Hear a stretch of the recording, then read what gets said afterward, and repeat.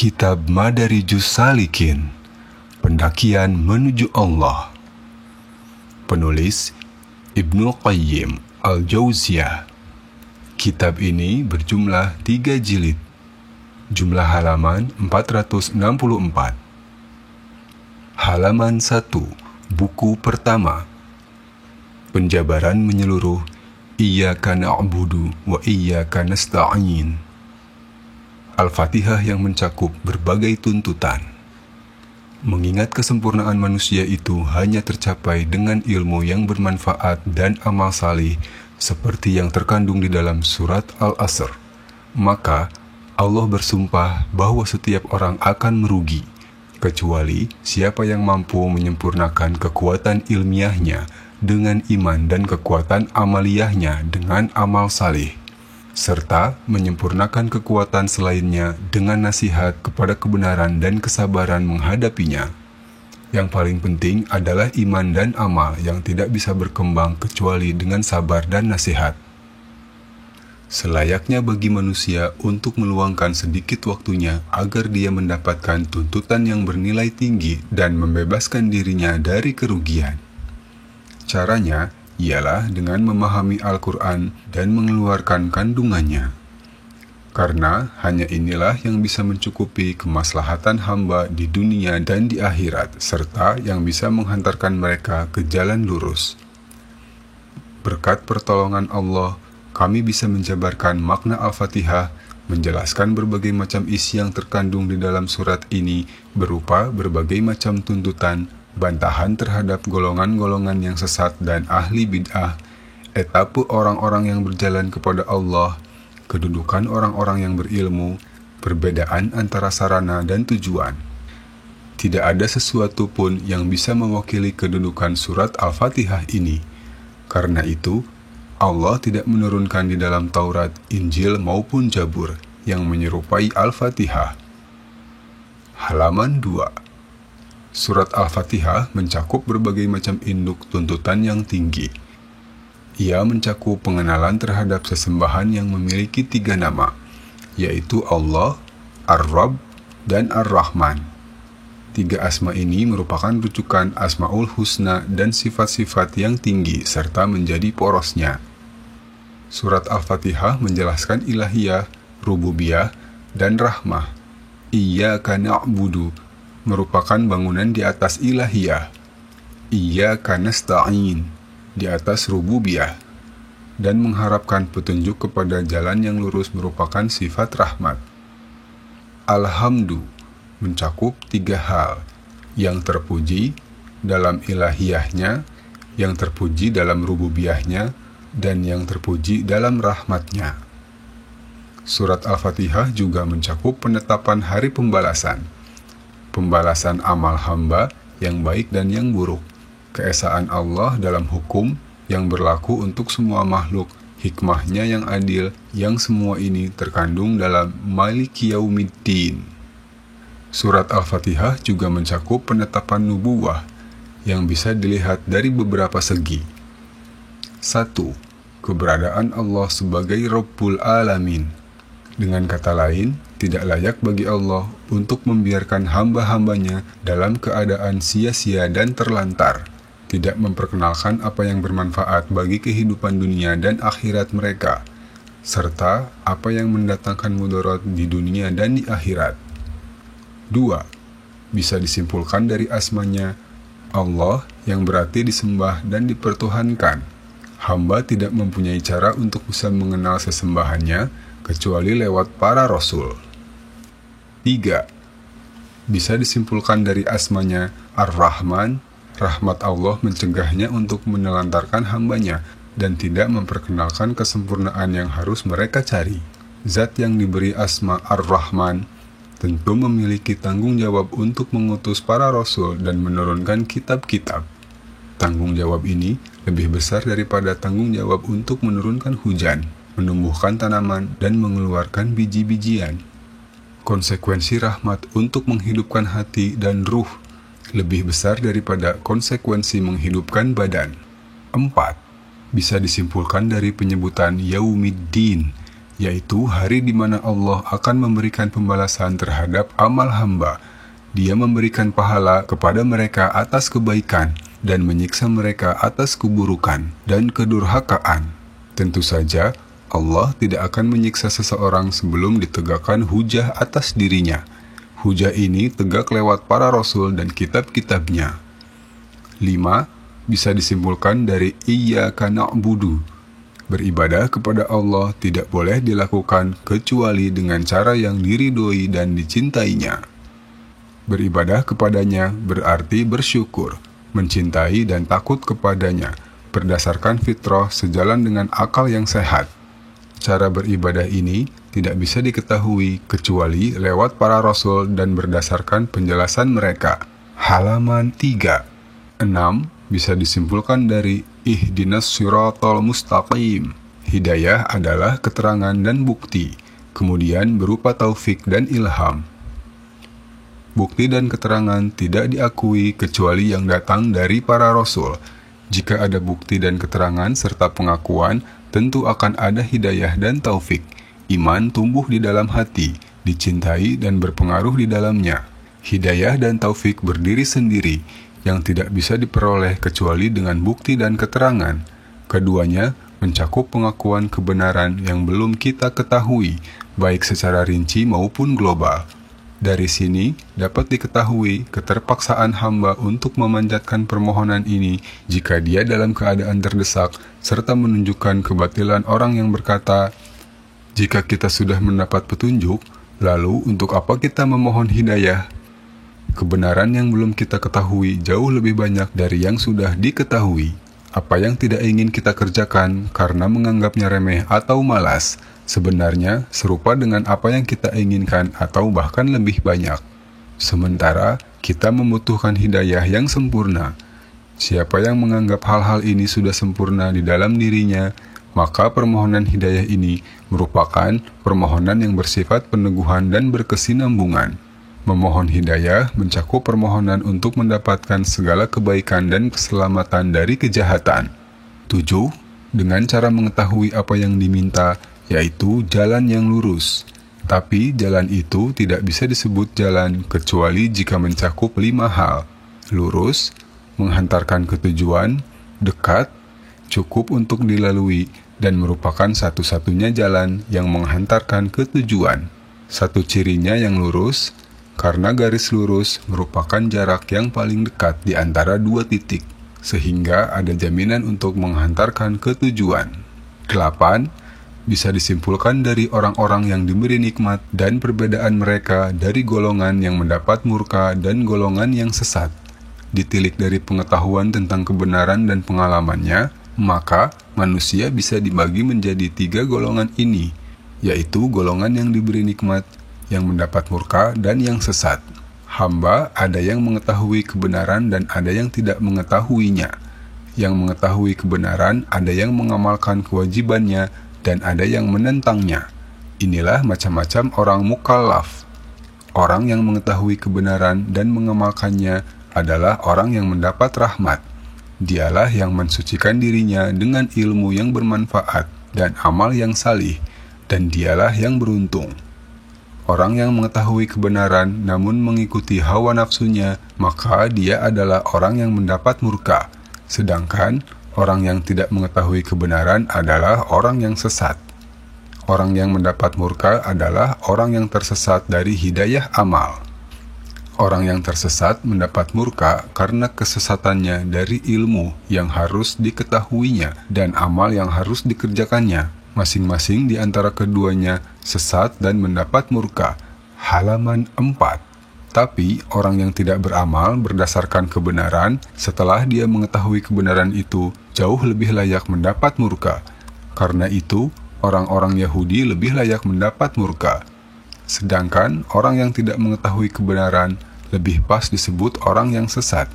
Dan inilah sifat yang layak diberikan kepada orang-orang Nasara, sebagaimana firman-Nya. Katakanlah, hai ahli kitab, janganlah kalian berlebih-lebihan atau melampaui batas dengan cara tidak benar dalam agama kalian, dan janganlah kalian mengikuti hawa nafsu orang-orang yang telah sesat dahulunya. sebelum kedatangan Muhammad, dan mereka telah menyesatkan kebanyakan manusia, dan mereka tersesat dari jalan yang lurus. Quran Surat Al-Ma'idah ayat 77. Penggal pertama tertuju kepada orang-orang Yahudi dan penggal kedua tertuju kepada orang-orang Nasara. Di dalam riwayat At-Tirmizi dan Sahih Ibnu Hibban dari hadis Adi bin Hatim, dia berkata, Rasulullah Shallallahu Alaihi Wasallam bersabda, orang-orang Yahudi adalah orang-orang yang mendapat murka, dan orang-orang Nasara adalah orang-orang yang sesat. Nikmat dikaitkan secara jelas kepada Allah, sedangkan pelaku kemurkaan disamarkan. Hal ini bisa dilihat dari beberapa pertimbangan. 1. Nikmat itu merupakan gambaran kebaikan dan karunia, sedangkan kemurkaan berasal dari pintu pembalasan dan keadilan. Sementara rahmat mengalahkan kemurkaan. Tentang pengkhususan nikmat yang diberikan kepada orang-orang yang mengikuti jalan lurus, maka itu adalah nikmat yang mutlak dan yang mendatangkan keberuntungan yang abadi. Sedangkan nikmat itu secara tak terbatas diberikan kepada orang mukmin dan juga orang kafir. Jadi, setiap makhluk ada di dalam nikmatnya. Disinilah letak rincian perselisihan tentang pertanyaan, apakah Allah memberikan kepada orang kafir ataukah tidak? Nikmat yang terbatas hanya bagi orang yang beriman, dan ketidakterbatasan nikmat itu bagi orang mukmin dan juga bagi orang kafir. Inilah makna firman-Nya. Dan jika kalian menghitung nikmat Allah, tidaklah kalian dapat menghinggakannya.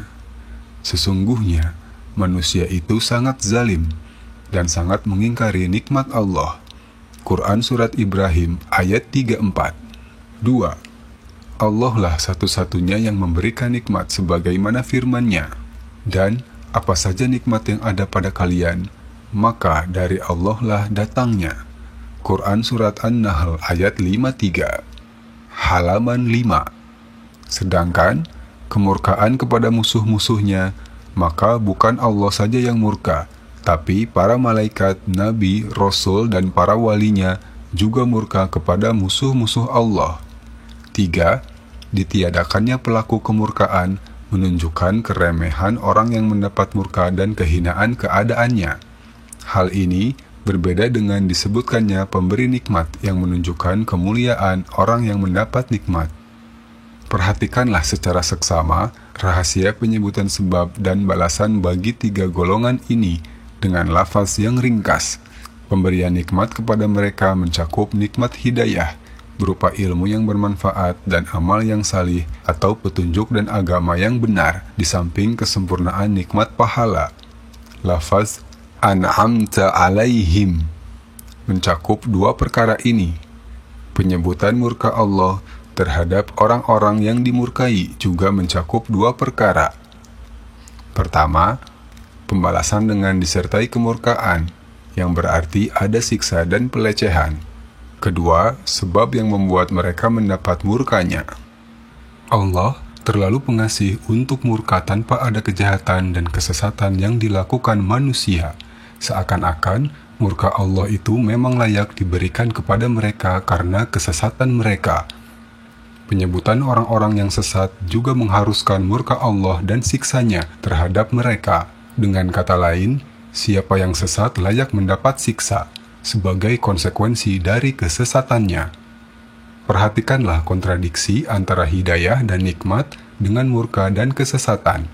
Allah menyebutkan orang-orang yang mendapat murka dan yang sesat pada sisi yang berseberangan dengan orang-orang yang mendapat petunjuk dan mendapat nikmat. Yang pertama, seperti firman Allah, "Dan barang siapa berpaling dari peringatanku, maka sesungguhnya baginya penghidupan yang sempit." Quran Surat Toha ayat 124. Yang kedua, seperti firman Allah, mereka itulah yang tetap mendapat petunjuk dari Rabb-Nya, dan merekalah orang-orang yang beruntung. Quran Surat Al-Baqarah ayat 5. As-Siratul Mustaqim. Allah menyebutkan As-Siratul Mustaqim dalam bentuk tunggal dan diketahui secara jelas, karena dalam takrif dan karena ada keterangan tambahan yang menunjukkan kejelasan dan kekhususannya, yang berarti jalan itu hanya satu, sedangkan jalan orang-orang yang mendapat murka dan sesat dibuat banyak. Firman-Nya, dan bahwa yang kami perintahkan ini adalah jalanku yang lurus, maka ikutilah ia, dan janganlah kalian mengikuti jalan-jalan yang lain, karena jalan-jalan itu mencerai-beraikan kalian dari jalannya. Quran Surat Al-An'am ayat 153. Halaman 6. Allah menunggalkan lafaz as-sirat dan sabilihi, membanyakkan lafaz as-subula, sehingga jelas perbedaan di antara keduanya. Ibnu Mas'ud berkata, Rasulullah Shallallahu Alaihi Wasallam menorehkan satu garis di hadapan kami, seraya bersabda, "Ini adalah jalan Allah." Kemudian beliau menorehkan beberapa garis lain di kiri kanan beliau, seraya bersabda, "Ini adalah jalan-jalan yang lain. Pada masing-masing jalan ini ada syaitan yang mengajak kepadanya." Kemudian beliau membaca ayat, dan bahwa pasalnya jalan yang menghantarkan kepada Allah hanya ada satu, yaitu jalan yang karenanya Allah mengutus para rasul dan menurunkan kitab-kitab. Tak seorang pun bisa sampai kepada Allah kecuali lewat jalan ini. Andaikan manusia melalui berbagai macam jalan dan membuka berbagai macam pintu, maka jalan itu adalah jalan buntu dan pintu itu terkunci. As-siratul mustaqim adalah jalan Allah. Sebagaimana yang pernah kami singgung, Allah mengabarkan bahwa as-sirat itu ada pada Allah dan Allah ada pada as-siratul mustaqim. Yang demikian ini disebutkan di dua tempat dalam Al-Quran. Sesungguhnya Robku di atas jalan yang lurus. Quran Surat Hud ayat 56. Lalu, dan Allah membuat perumpamaan, dua orang lelaki yang seorang bisu tidak dapat berbuat sesuatu pun dan dia menjadi beban atas penanggungnya. Kemana saja dia disuruh oleh penanggungnya itu, dia tidak dapat mendatangkan suatu kebajikan pun. Samakah orang itu dengan orang yang menyuruh berbuat keadilan, dan dia berada pula di atas jalan yang lurus? Quran Surat An-Nahl ayat 76. Inilah perumpamaan yang diberikan Allah terhadap para berhala yang tidak dapat mendengar, tidak dapat berbicara, dan tidak berakal, yang justru menjadi beban bagi penyembahnya. Berhala membutuhkan penyembahnya agar dia membawa, memindahkan, dan meletakkan di tempat tertentu, serta mengabdi kepadanya. Bagaimana mungkin mereka mempersamakan berhala ini dengan Allah yang menyuruh kepada keadilan dan tauhid? Allah yang berkuasa dan berbicara, yang maha kaya, yang ada di atas as-siratul mustaqim dalam perkataan dan perbuatannya. Perkataan Allah benar, lurus, berisi nasihat dan petunjuk. Perbuatannya penuh hikmah, rahmat, bermaslahat, dan adil. Inilah pendapat yang paling benar tentang hal ini, dan sayangnya jarang disebutkan para mufassir ataupun ulama lainnya. Biasanya mereka lebih memprioritaskan pendapat pribadi, baru kemudian menyebutkan dua ayat ini, seperti yang dilakukan Al-Baghawi. Sementara Al-Kalbi berpendapat, artinya dia menunjukkan kalian kepada jalan yang lurus. Halaman 7.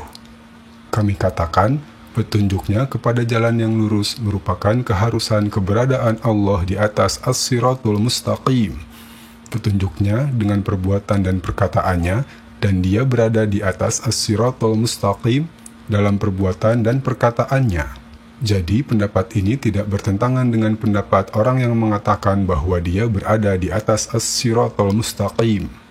Jika ada yang mengatakan Rasulullah Shallallahu Alaihi Wasallam menyuruh kepada keadilan, berarti beliau berada di atas as-siratul mustaqim.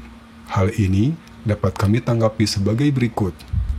Inilah yang memang sebenarnya dan tidak bertentangan dengan pendapat di atas. Allah berada di atas as-siratul mustaqim. Begitu pula Rasulnya.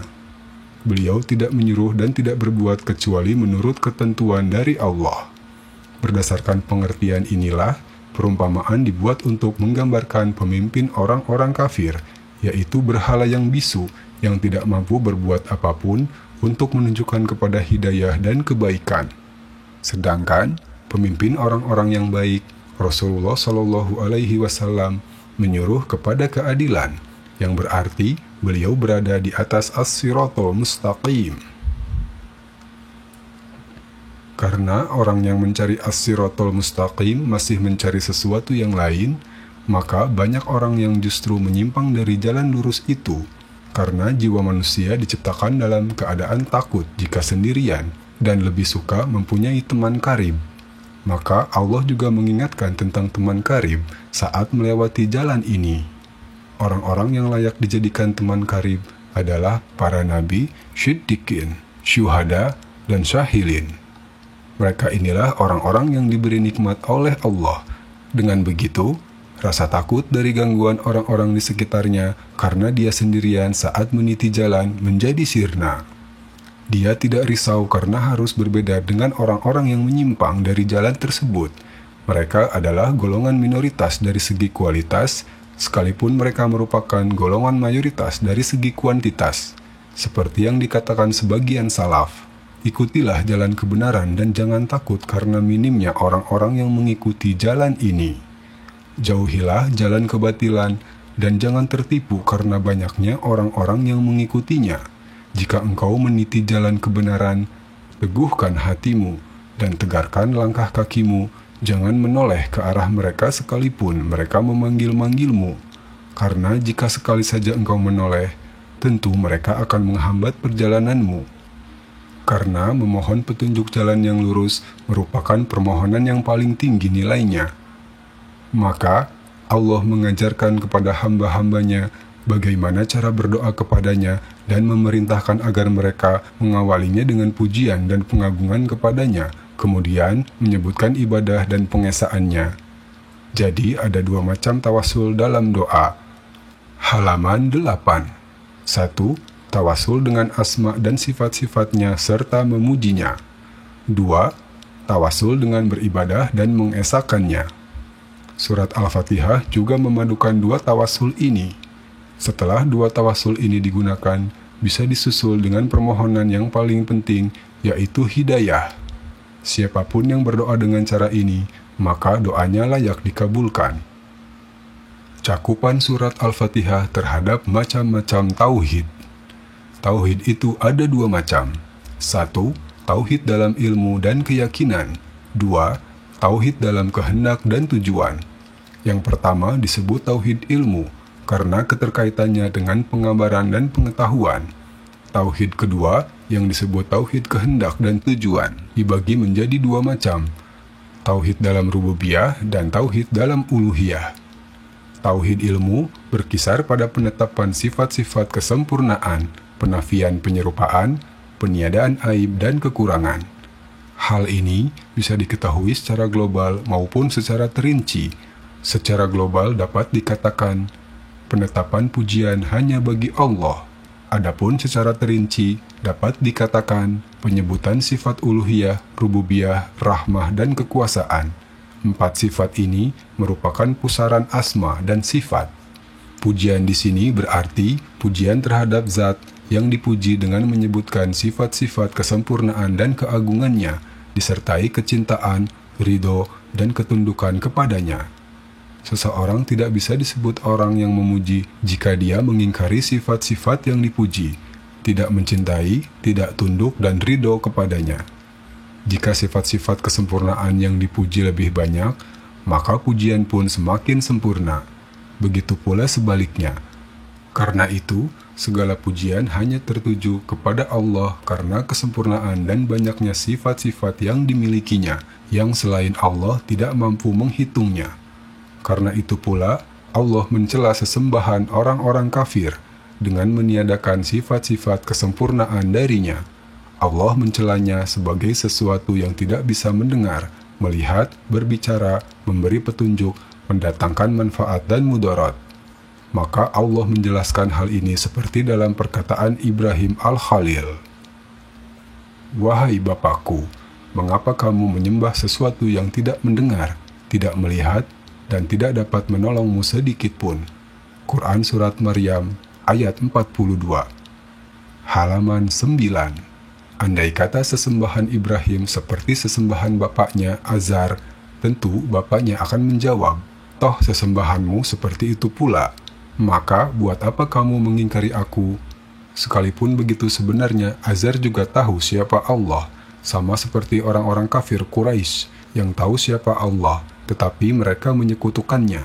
Begitu pula kaum Musa, firman Allah, dan kaum Musa setelah kepergian Musa ke Gunung Tsur, membuat dari perhiasan-perhiasan emas mereka anak lembu yang bertubuh dan bersuara. Apakah mereka tidak mengetahui bahwa anak lembu itu tidak dapat berbicara dengan mereka dan tidak dapat pula menunjukkan jalan kepada mereka? Mereka menjadikannya sebagai sesembahan dan mereka adalah orang-orang yang zalim. Quran Surat Al-A'raf ayat 148. Jika ada yang berkata, bukankah Allah tidak bisa berbicara dengan hambanya? Maka dapat dijawab sebagai berikut. Allah berbicara dengan hamba-hambanya.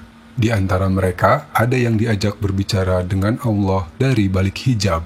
Yang lain ada yang tanpa perantara seperti Musa. Ada yang berbicara dengan Allah lewat perantara malaikat yang diutus, yaitu para nabi dan rasul.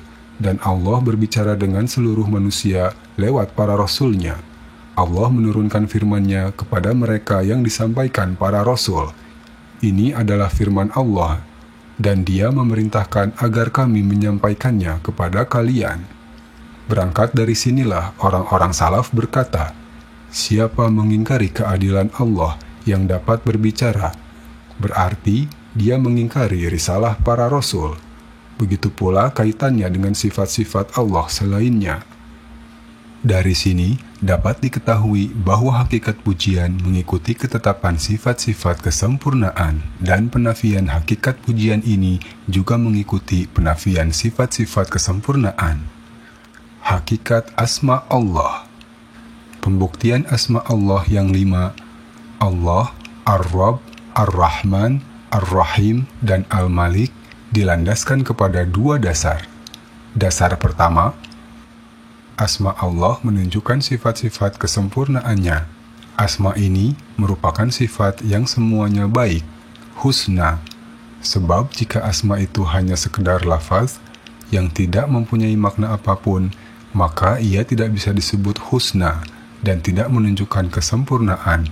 Lalu akan terjadi kerancuan antara dendam dan marah yang menyertai rahmat dan ihsan. Sehingga kalau berdoa kita harus mengucapkan, ya Allah, sesungguhnya aku menganiaya diriku sendiri, maka ampunilah aku karena Engkau pendendam.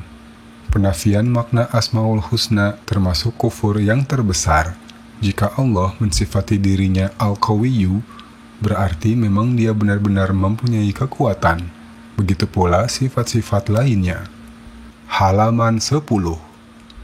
Di dalam As-Sahih disebutkan dari Nabi SAW,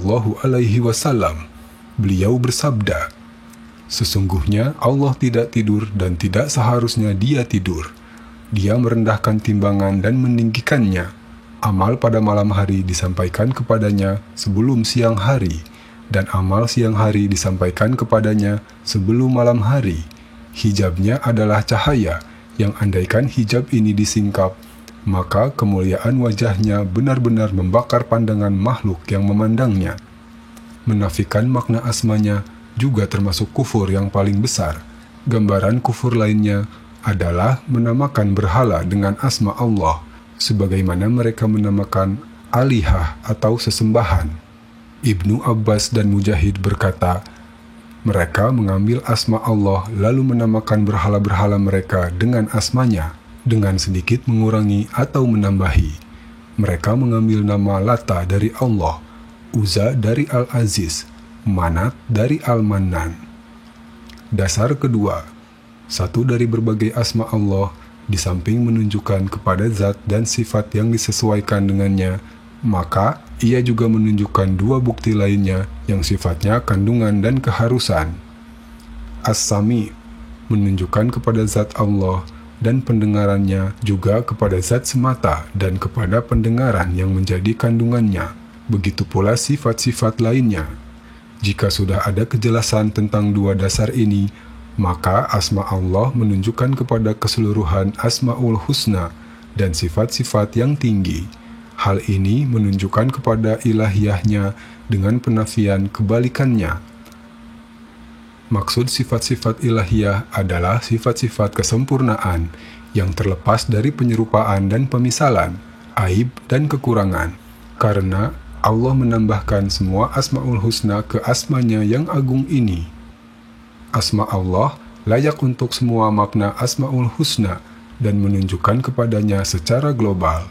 Sedangkan Asmaul Husna itu sendiri merupakan rincian dari sifat-sifat ilahiyah yang berasal dari asma Allah. Asma Allah menunjukkan keadaannya sebagai zat yang disembah. Semua makhluk menyembahnya dengan penuh rasa cinta, pengagungan, dan ketundukan. Hal ini mengharuskan adanya kesempurnaan rububiyah dan rahmatnya, yang juga mencakup kesempurnaan kekuasaan dan pujinya.